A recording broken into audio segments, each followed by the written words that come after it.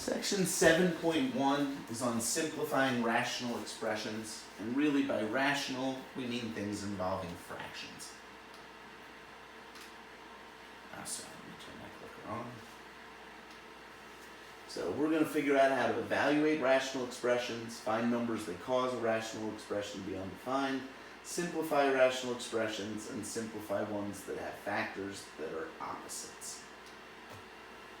First thing we're going to do is look at fractions such as 1/2 and 1/3 that are the quotient of two integers and irrational numbers. We're now going to say what happens when variables get involved. We could end up with something like 3 over 2y, x over x plus 2, or something long and crazy like 5a squared plus 6ab plus b squared over 25a squared minus b squared.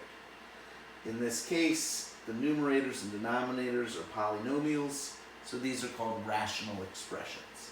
A rational expression is an expression of the form a over b, where a and b are polynomials and b does not equal 0.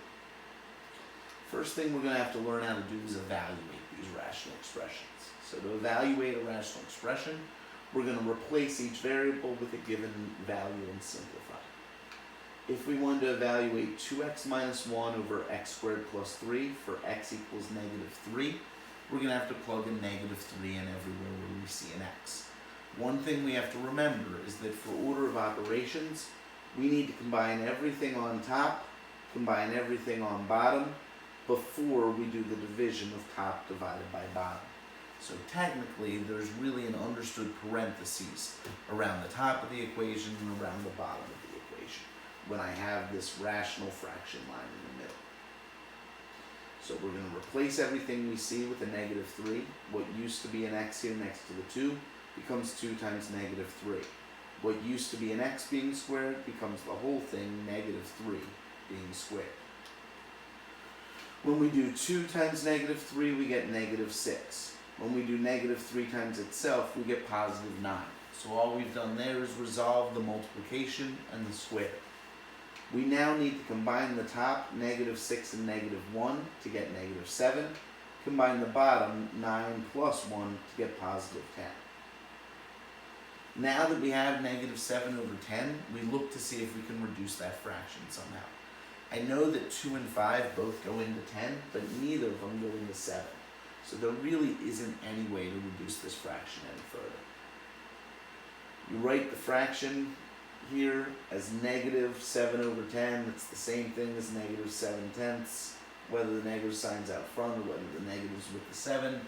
But basically, writing the negative sign out front is usually the more common way that you'll see it mathematically. In order for something to be undefined, it means that we're doing a mathematical operation we're not allowed to do. Specifically, we're dividing something by 0.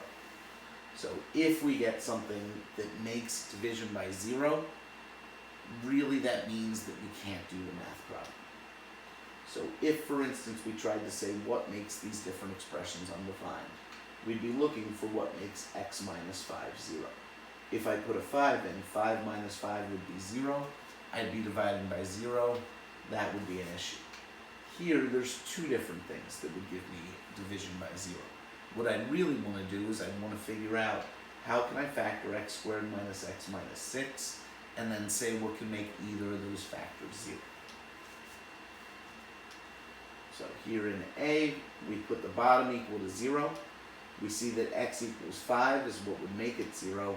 So we identify that x equals 5 is where this rational expression, 7x over x minus 5, would be undefined. If we're worried here about x squared minus x minus 6, we have to see it as a factoring problem. I'd start with 2 parentheses, x and x. I'd bring down the negative sign, different from negative is positive. Now I'm looking for 2 things that multiply to 6 and subtract to an understood 1. The ways to multiply to 6 are 6 times 1 and 2 times 3. The ones that subtract to 1 are 3 and 2. So really this would become parentheses x minus 3, parentheses x plus 2.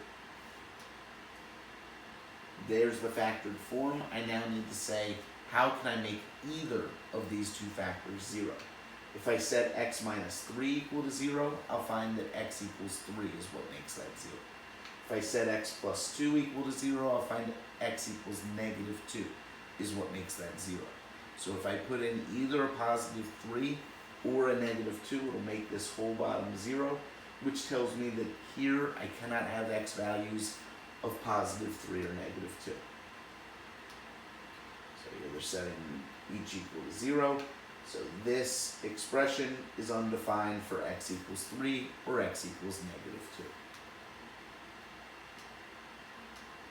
The main thing I actually want you to do within the homework for this lesson is simplifying rational expressions. So most of the problems are on this concept, which is the idea if I start with 6 over 5, how do I figure out how to make this into a reduced fraction? So basically I'm looking for some repeated factor that I can divide out.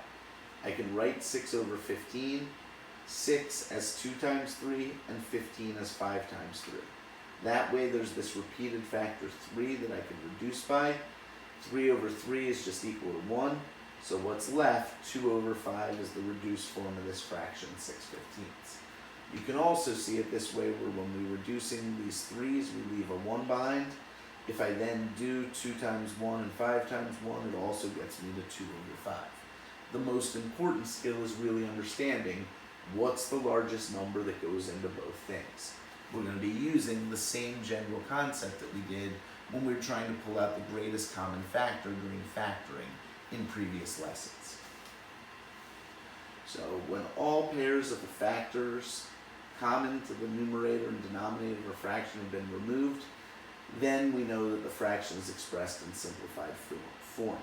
Since it usually requires fewer steps, they say they'll use method 2 in the following examples, which is basically just saying that it's going to reduce anything to 1 over 1 if it's something that's a factor of the top and a factor of the bottom.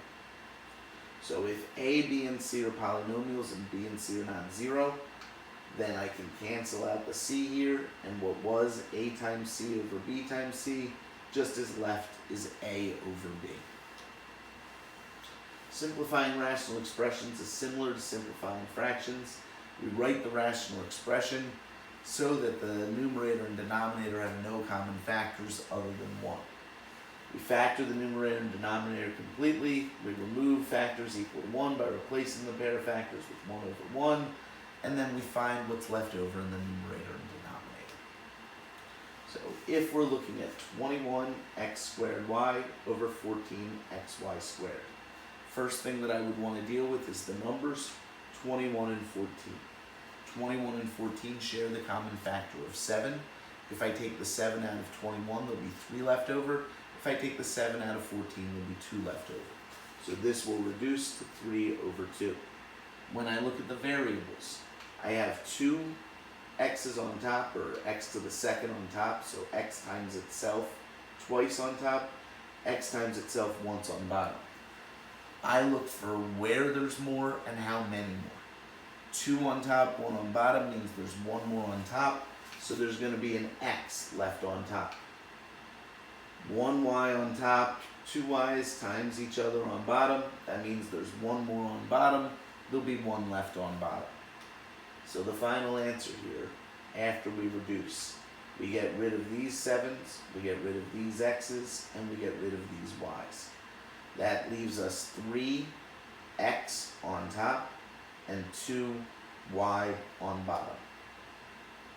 So here we are getting rid of everything that's the same on top and bottom, canceling out those factors, which leaves us with 3x divided by 2y.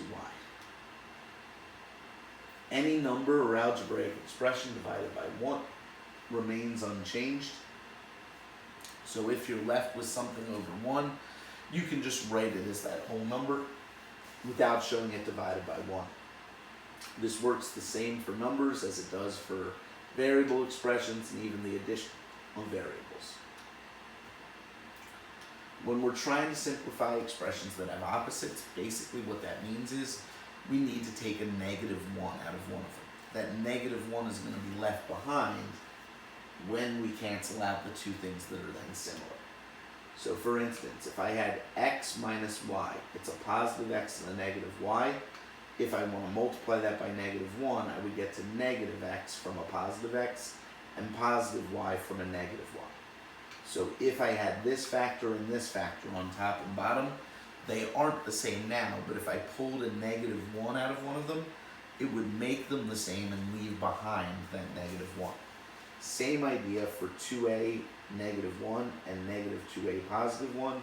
Same idea for 3 terms, as long as all 3 terms have their signs changed.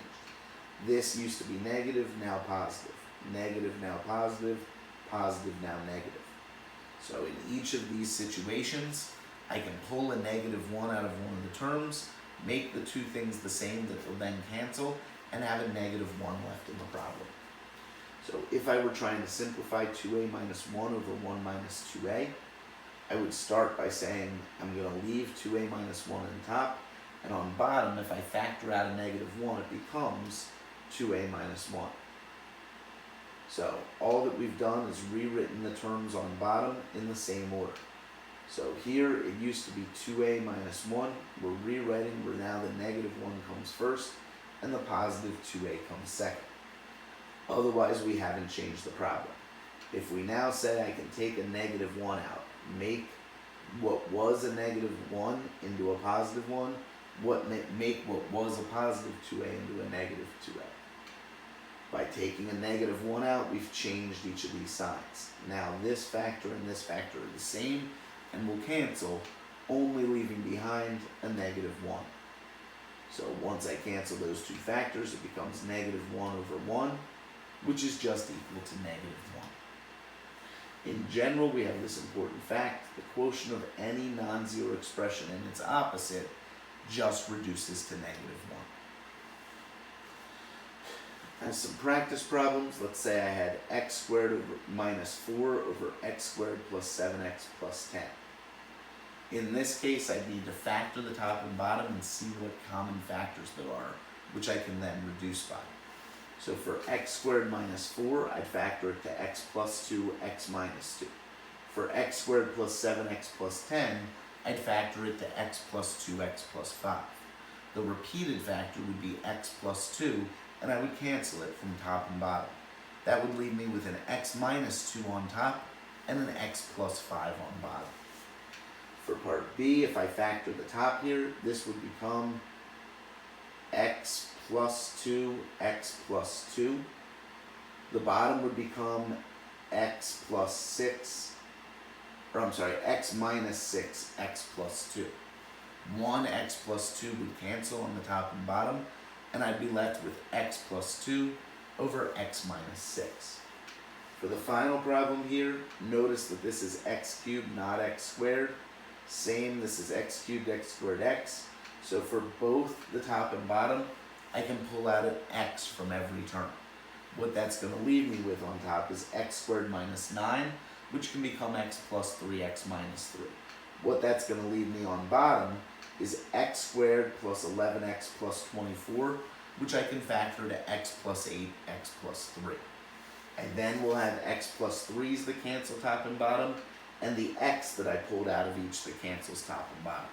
It'll leave me with an x minus 3 on top and an x plus 8 on bottom.